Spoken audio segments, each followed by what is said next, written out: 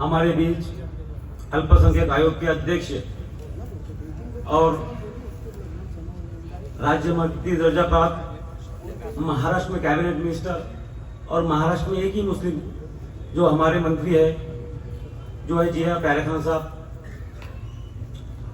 मसला ऐसा था कि दरगाह ग्राउंड के ऊपर बहुत कश्मकश चल रही थी और पुलिस प्रशासन और बाकी दीगर लोग और जो अपोजिट पार्टी के लोग हैं वो पूरे ताम धाम से आ गए थे।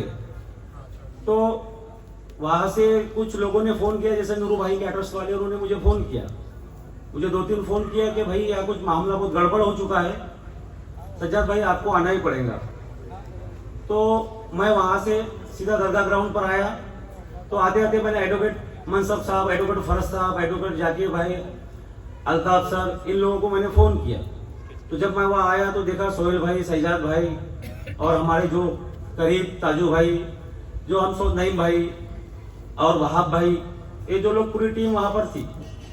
देखने के बाद ऐसा लगा कि भाई हमारी अब यहाँ कुछ चलने वाली नहीं है, क्योंकि उन लोगों ने पूरा प्रशासन पर दबाव डाला था और प्रशासन हमारे ऊपर दबाव डाल चुका था। तो करना तो क्या करना। जब सोहेल पक्कल करके उनसे बातचीत हुई तो वहाँ के अधिकारी ने उनको बहुत तकलीफ दी। उसके बाद हमारे मदीना मस्जिद के इमाम साहब हाफिज तहसील रजा साहब, उनसे भी बहुत बहस हुई।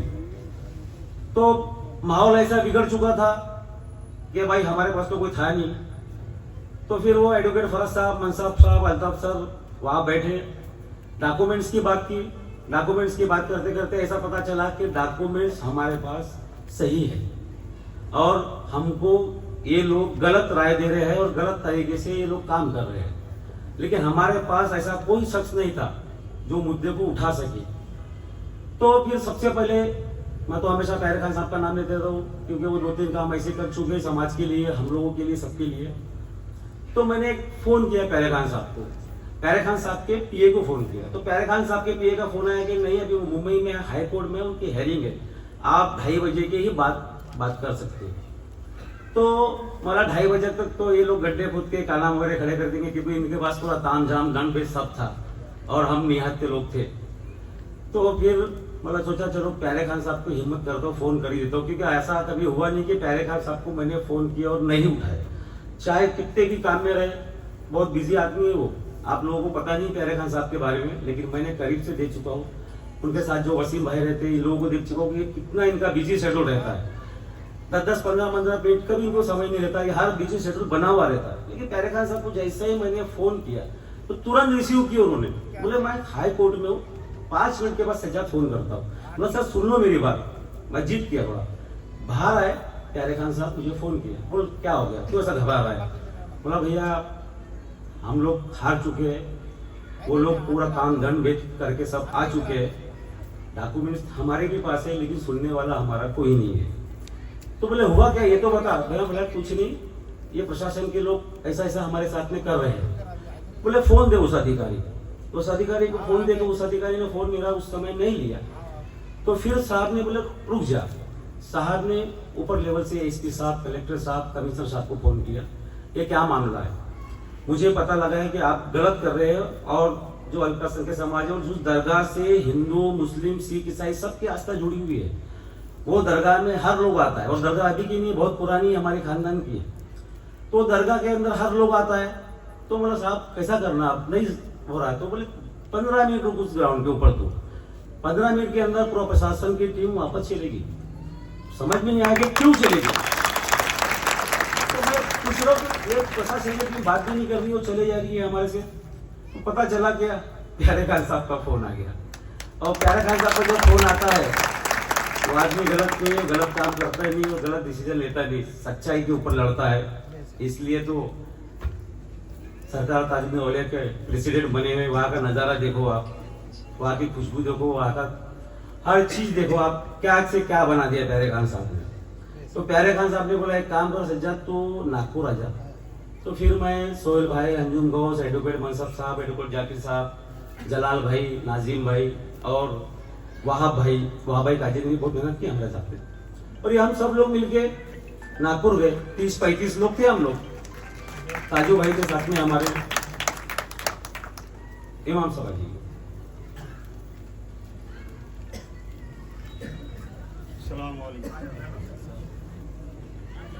जब हम लोग वहां गए, वहां जाने के बाद उनके पीए साहब को मैंने फोन किया, मैं पैरेस खान साहब को डायरेक्ट फोन लगाता हूँ और डायरेक्ट फोन उठाते हैं वो, ऐसा कुछ नहीं है। हकीकत में वो चाहते भी है हमको और हर काम भी तुरंत दे करवाते। तो मैं पीए साहब को फोन लगाया तो पूरे दरबार में आइए, शेड्यूल इतना बिजी रहता, अगर आप कभी नागपुर जाओगे तो प्यारे खान साहब के ऑफिस वगैरह में देख लेना, बहुत शेड्यूल बिजी रहता है इन लोगों का। तो इन्होंने हमारे लिए पूरे काम छोड़ के घर पर बैठे थे वो, हम लोग सोहेल भाई, मैं, अंजू भाई, सब ये पूरी जो टीम थी हम लोगों की जो लड़ रही थी, हम लोग जो 8, 10, 15 दिन से सब लड़ रहे थे, मैं सबका नाम नहीं ले सक रहा हूँ। शाबिर था उसमें, प्रशांत भारती भी था उसमें, और कुछ हमारे दीगर कौम के भी लोग थे। तो सर ने हमें सीधा घर पर बुलाया। जब हमको घर पर बुलाया, हम लोग बैठे तो तुरंत में सर आए। उनके जो 2-3 मीटिंग थे उन्होंने कैंसिल करवा दी। मेरे सामने वहां पर बड़े बड़े अधिकारी लोग बैठे थे, वो साहब के घर पर बहुत बड़े बड़े अधिकारी थे शहर के। उन्होंने बोला कि नहीं आप जाओ, पहले बच्चे का मसला देख लेते। मैंने सर को बताया कि वो गौस खान साहब थे और वो रफीक साहब थे। जब एडवोकेट मनसब साहब वगैरह इन लोगों ने, अंजुम गौस साहब ने सब सर को बताया, तो सर के दिमाग में आ गया कि भाई ये बच्चों के इनका कुछ ना कुछ गलत हो रहा है और इनको कोई आदमी नहीं मिल रहा है। तो प्यारे खान साहब ने वहां से प्रोग्राम बनाया। उनका प्रोग्राम दिल्ली और बॉम्बे पूरा बुक था शेड्यूल, वो नहीं आ सकते थे किसी भी हालत में। उन्होंने बोला कि आऊंगा तो सिर्फ मैं 1 घंटे के लिए आऊंगा, प्रशासकीय दौरा रखूंगा और आपसे मिलूंगा, उसके बाद गढ़चिरौली में प्रशासकीय दौरा करूंगा। लेकिन आप लोगों की मोहब्बत के वजह से, जो आप लोगों ने इनका इस्तेकबाल किया, उसकी वजह से इन्होंने गढ़चिरौली दौरा रद्द किया। ये बहुत बड़ी बात है। मैं प्यारे खान साहब की जितनी भी तारीफ करूं बहुत कम है, मैंने इनको अच्छे से देख चुका हूं। वसीम साहब हमेशा हमको मार्गदर्शन करते रहते, हमेशा सब बताते रहते इनके बारे में, और वो भी बहुत अच्छे आदमी है, वो हमेशा फोन उठाते, सही सलाह देते।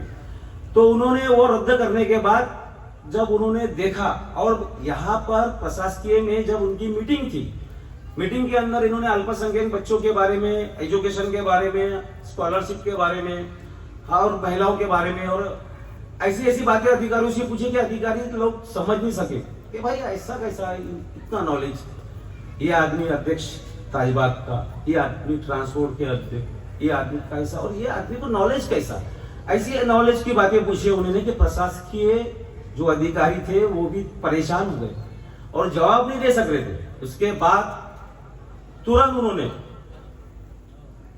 दरगाह का मैटर लिया, साफ साफ शब्दों में बोला उन्होंने कमिश्नर साहब को, एसपी साहब को, कलेक्टर साहब को कि देखिए जहां गलत हो रहा है तो गलत हो रहा है, जहां सही है सही है।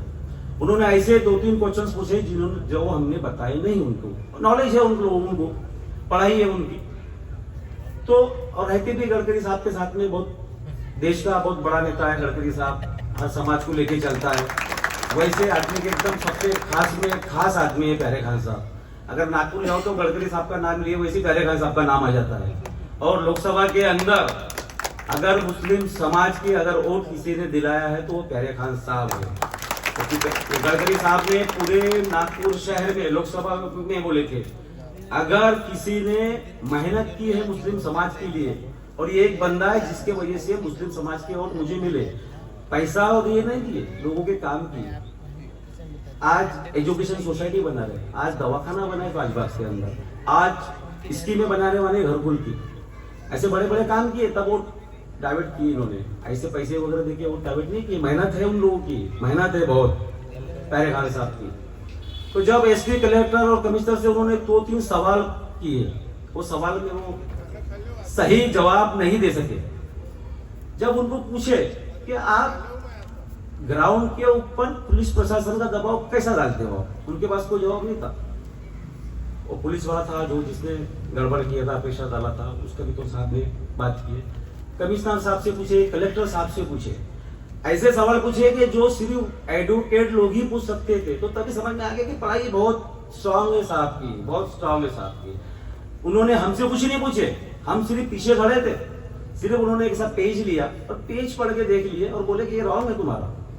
सच्चाई सामने लोगों के सामने आना ही पड़ेगा, सच्चाई आना ही पड़ेगा। और उन्होंने इतना अच्छे से समझाया ऑफिसर लोगों को। अभी और उन्होंने मीटिंग रखी है हम लोगों के ऑफिसरों के साथ, हमारी टीम जाएंगी उनके साथ में बैठेंगी। तो मैं बहुत शुक्रगुजार हूँ प्यारे खान साहब का जो आपने हमें इतना बिजी शेड्यूल रहने के बाद भी अपना वक्त दिया और आपने जो आपके जो दौरे थे वो पूरे रद्द किए। मुझे पता चला पीए साहब ने, वसीम साहब ने बताया कि बहुत दौरे थे साहब के, लेकिन तुम लोगों के लिए रद्द किए, जबकि इससे बड़े बड़े काम थे। लेकिन वो वली अल्लाह वाले हैं, वो दरगाह को बहुत चाहने वाले हैं, तो उन्होंने बोला कि नहीं मैं आ रहा हूँ।